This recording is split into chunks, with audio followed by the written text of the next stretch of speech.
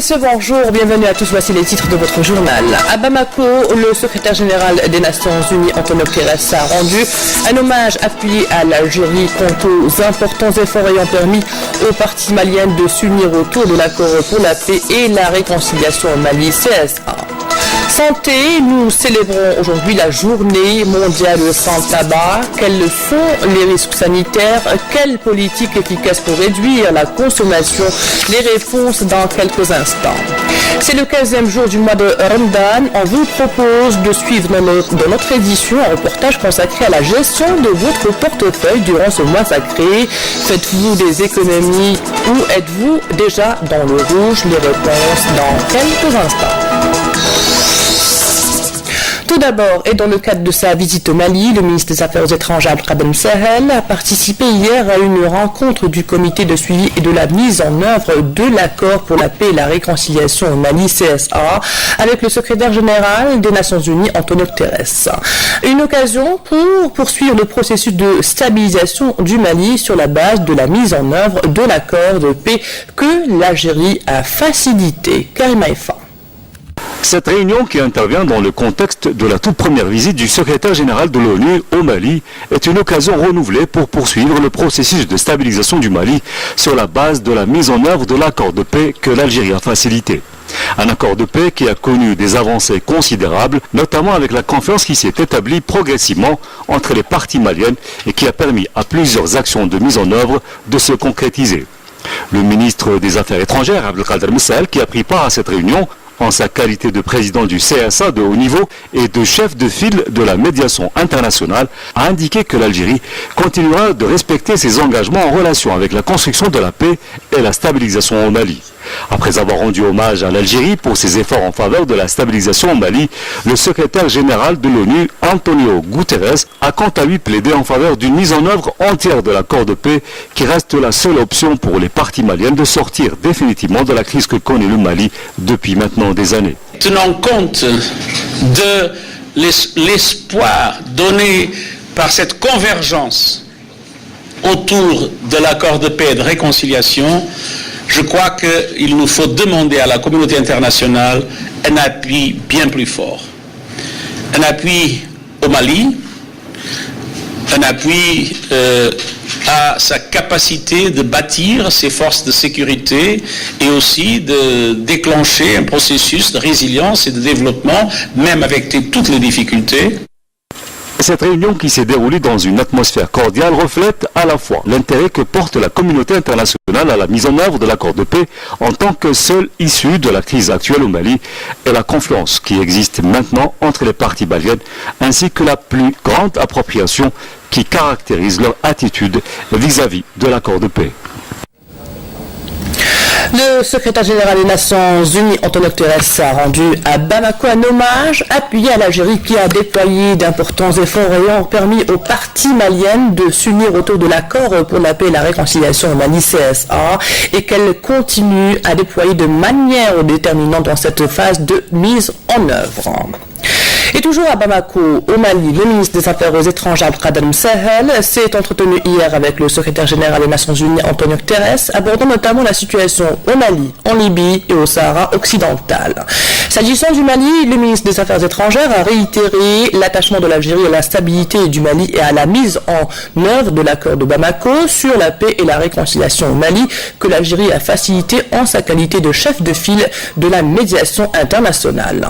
Concernant la situation en Libye, le ministre des Affaires étrangères a réaffirmé la position de l'Algérie en soutien aux efforts des Nations Unies et du représentant spécial du secrétaire général des Nations Unies pour la Libye, Hassan Salamé, et à tout effort tendant à mettre en œuvre son plan d'action et sa feuille de route.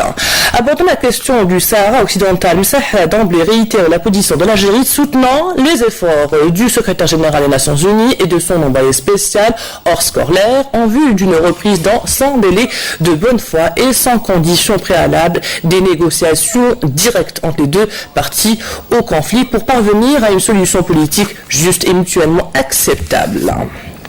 Et puis, cette information, l'ancien diplomate algérien et professeur de droit, Noureddin Amir, a été élu à New York, président des 9 comités des droits de l'homme de l'ONU. Noureddin Amir a été élu lors d'une réunion sur le système des traités internationaux, titulaire d'un doctorat en droit et diplomate de carrière. Le professeur Amir a exercé dans plusieurs postes diplomatiques avant d'être élu la première fois en 2001 en qualité d'expert au comité pour l'élimination de la discrimination raciale. Éducation. La ministre de l'Éducation nationale, Nouria Benrabrita, a annoncé hier que les candidats au concours de recrutement externe pour les postes de professeurs d'enseignement primaire et des catégories administratives prévues le 12 juin prochain peuvent retirer leur convocation à partir de ce jeudi à 17h. Le retrait se fait sur le site électronique concours.onec.dz. Ce concours de recrutement externe fait état de 8586 postes à pourvoir entre professeurs d'enseignement primaire et d'autres catégories administratives. Et comme annoncé dans les titres, c'est la journée mondiale sans tabac. Le tabac et les cardiopathies est le thème choisi cette année par l'OMS. Les risques sanitaires sont énormes et afin de parvenir à mettre fin à cette dépendance, nous vous proposons de découvrir ce centre de référence situé à Médéa pour traiter tout type d'addiction, tabac, drogue ou encore l'alcool. Regardez ce reportage de Abdelaziz Alim, lecture Nesrine Ben Saïdi. Dans ce centre de prise en charge des addicts, il n'y a pas que les toxicomanes qui sont encadrés. Les fumeurs et les alcooliques ne sont pas en reste, ils bénéficient eux aussi d'un programme et d'une prise en charge psychologique adaptée. Nous recevons chaque jour tout type d'addiction comme la toxicomanie, l'alcoolisme ou encore le tabagisme. Le centre assure des cures de désintoxication et un suivi médical et psychologique pour ces malades. Il y a eu plusieurs cas qui ont répondu au traitement. La période la plus courte de la cure est de 3 mois, tandis que la plus longue est d'une année. Ce centre reçoit entre 20 à 50 cas d'addiction par semaine. La première phase de la cure commence par une prise en charge psychologique qui est l'étape la plus importante pour le sevrage. La prise en charge psychologique est l'étape la plus importante du traitement. Nous avons d'excellents résultats suite à la thérapie psychologique. Vous savez, pour arriver au sevrage, il faut avant tout identifier le type de drogue. Le centre de prise en charge des addicts de Médéa assure une aide psychologique et médicale au profit des jeunes en difficulté. Ce centre a permis à beaucoup de jeunes de se défaire de leur addiction. Habitat, le ministre de l'Habitat, de l'Urbanisme et de la Ville, Abdelwahid Temar, a procédé hier à Tipaza à la distribution des clés de plus de 1000 logements publics locatifs LPL, en plus de 500 décisions d'affectation d'aide dans le cadre du logement rural. Manel Boutouaba. Le ministre de l'Habitat a affirmé hier que 2018 sera l'année de concrétisation du programme de distribution des logements. Une déclaration faite lors d'une cérémonie durant laquelle 660 unités de logements publics locatifs à Tipaza ont été distribuées, 400 à Sidi Rachid et une quarantaine à Nador, avec remise de 500 décisions d'affectation d'aide à la construction rurale réparties sur plusieurs communes. Il est normal qu'on soit heureux, ça fait très longtemps qu'on attend ce jour. Je remercie l'État pour les efforts qu'il fournit dans le secteur du logement et à sa tête le président Abdelaziz Bouteflika. L'opportunité a aussi donné lieu à la pose de la première pierre d'un projet de 3500 logements ADL sur les hauteurs de Tipaza et d'un projet de réalisation de 2000 unités ADL à Fouka et 300 logements promotionnels publics à Douaouda. Aujourd'hui, il est obligatoire de mettre plus d'ardeur et de rigueur dans le suivi des travaux. Nous avons le bilan et les chiffres nécessaires avec un bon nombre de points positifs. Je pense en outre que le dialogue a été très franc avec les bureaux d'études et les entrepreneurs où nous avons abordé en grande partie le volet de la qualité des constructions. Outre les 500 aides à la construction rurale attribuées ce mercredi, le ministre a signalé l'affectation au profit de la wilaya de plus de 1500 autres aides similaires à la demande du wali de Tipaza, qui a émis le vœu de couvrir la demande exprimée par la population rurale. Restons dans le même chapitre pour nous intéresser au marché de l'immobilier en Algérie, en dehors du logement public subventionné ou aidé. Une réelle anarchie y règne. Les prix de vente ou de location n'obéissent à aucune règle, c'est cher, trop cher. Une meilleure organisation s'impose. Voyez ce reportage de Samia Bouhaouch. Le marché de l'immobilier en Algérie demeure stable selon certains experts, malgré les prix élevés de la vente et de la location, une cherté due à plusieurs facteurs.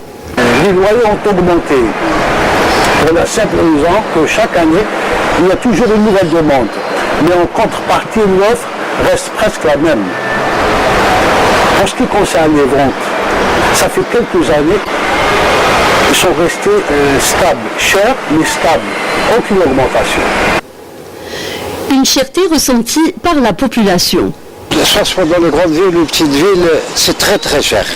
Le dinar, les habat. Il y a ça qui joue. Et tu sais, il y a le pétrole mais il y a des gens qui vivent au-dessus de leurs moyens, d'autres en dessous de la misère. Le marché de la location n'est pas organisé par l'État. Voilà, exactement. On loue toujours à Chiraga une chambre, une petite chambre avec un petit salon, un petit carré pour 3 millions 200. الكريه في ألجي غالية علاش خاطرش لا سوسيتي كاع في ألجي سونتر. لي مينيستير التريبينال كلش في ألجي سونتر. La cherté des prix de la vente du mètre carré touche pratiquement les grandes villes, notamment Alger, où il y a une forte concentration de la population. D'après M. Meshrid Ramdan, cet agent immobilier qui a plus de 22 ans d'expérience dans ce métier, la vente recule de plus en plus, notamment pendant ces dernières années. C'est le propriétaire des biens qui décide du jour au lendemain à placer un prix à sa manière. Voilà. Pourquoi? Parce que son voisin a peut-être vendu à un prix, il vendra aussi à ce même prix. Si par exemple il y aurait des prix par coup du mètre carré bâti, par ce que je dis, par zone, le client saura que, de par ses moyens, où acheter. À titre d'exemple, le 1er mai, il y a 6 ans, un F2 était vendu à 3 millions de dinars. Aujourd'hui, il est à 12 millions de dinars. Avec la politique du gouvernement orientée vers la production massive de logements, le marché de l'immobilier prendra une autre tournure. Actuellement, les souscripteurs sont des locataires. Demain, quand il y aura distribution des logements ADN, là, on va voir que des appartements sont libérés, il va y avoir la baisse de la pression sur la location, parce qu'il y aura plus d'appartements sur le marché à louer. Les experts appellent à une meilleure régulation du marché de l'immobilier, ce qui permettra une amélioration de la qualité de vie des citoyens aux petites bourses. Nous sommes au 15e jour du mois sacré de Ramadan, un mois où peu arrivent à faire quelques économies financières alors que le budget de nombreuses familles flambe. Des dépenses, des envies et des arrêts inopinés pour des achats de dernière minute. Comment gérez-vous votre portefeuille? Les réponses dans ce reportage de Hassiba Abdallah. Le Ramadan, 30 jours de jeûne, 30 jours de tentation et de dépenses. C'est un mois qui bouffe beaucoup de notre énergie et qui met à mal notre bourse. Alors, pour y faire face, chacun a sa méthode. Il y en a ceux qui se préparent bien à l'avance. Bien sûr, nous jouons à l'avance. نطملو ماشي فريمون كيما راكي تشوفين باش نطملو بصح كيقرب يلحق رمضان ندير له شويه حسابه سي نورمال. Ceux qui gèrent leur budget au jour le jour. انا ما نبريباري والو نخلي كل حاجه لوقتها واللي يكتب ربي سبحانه نلقاوه واجد وخلاص. نشرو واش نقدروا ناكلوا الواجده. راني ان بو ديفيسيل. Mais je sais pas lire. Et il y en a ceux qui font appel à la sagesse de leurs épouses. أنا اللي نقضي، أنا اللي نشري البنات، أنا اللي نوسي نبريباري للعيد، أنا باسكو هو تاني خدام وميم با ما يشريش كيما المرأة. شهريتي حطيتها، شوفي والله غدوك الصباح حليت البورتموني لقيت مازال غير فرحت، راني نمشي والحمد لله. La femme a donc un rôle qui n'est pas des moindres dans le maintien de l'équilibre financier de son foyer. Son aide est très précieuse, voire même indispensable. Mais qu'en est-il de son aide à lui? alhamdoulilah, أنا جايب المرأة اللي يحب يقول لي ندخل للدار الماء ما نمسوش. نبيع لي زيبيس نعرف واش نعطيها بصح طياب هي وعروستها. بيان سور نعاونها في الدار. نغسل الماء كاع.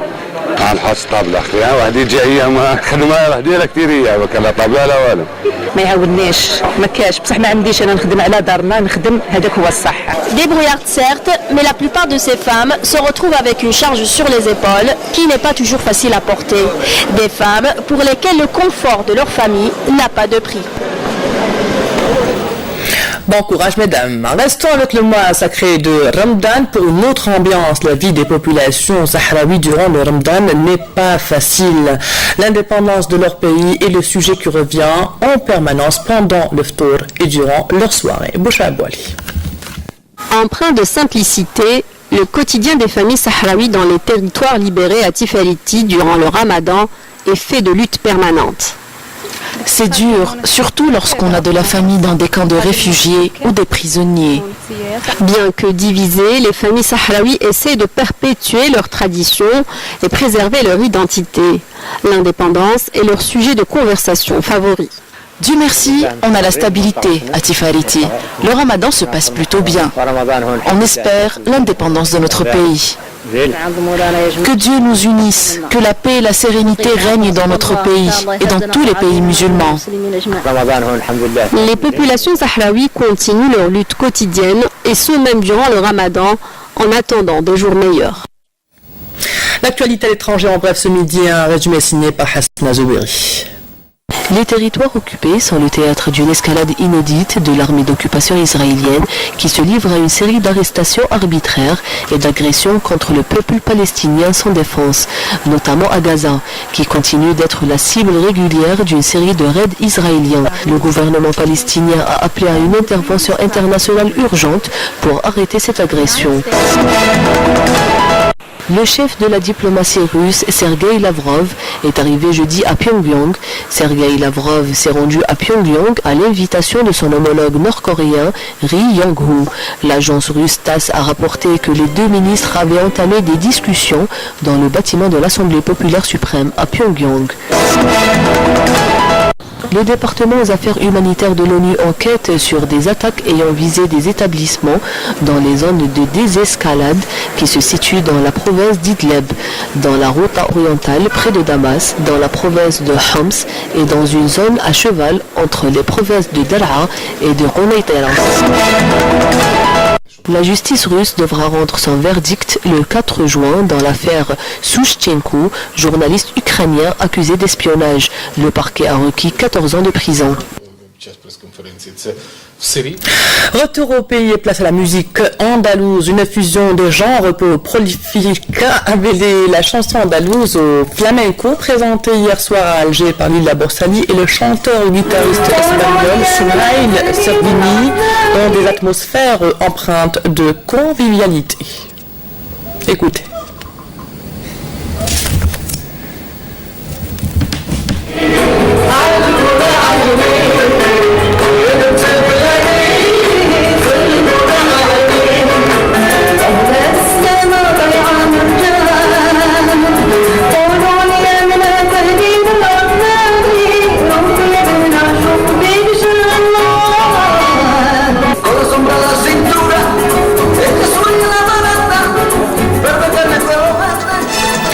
C'est la fin de cette édition. Merci à vous de l'avoir suivi. L'information continue sur notre site ntv.dz, sur YouTube Canal Algérie ou sur notre page Facebook. À demain à midi. Au revoir.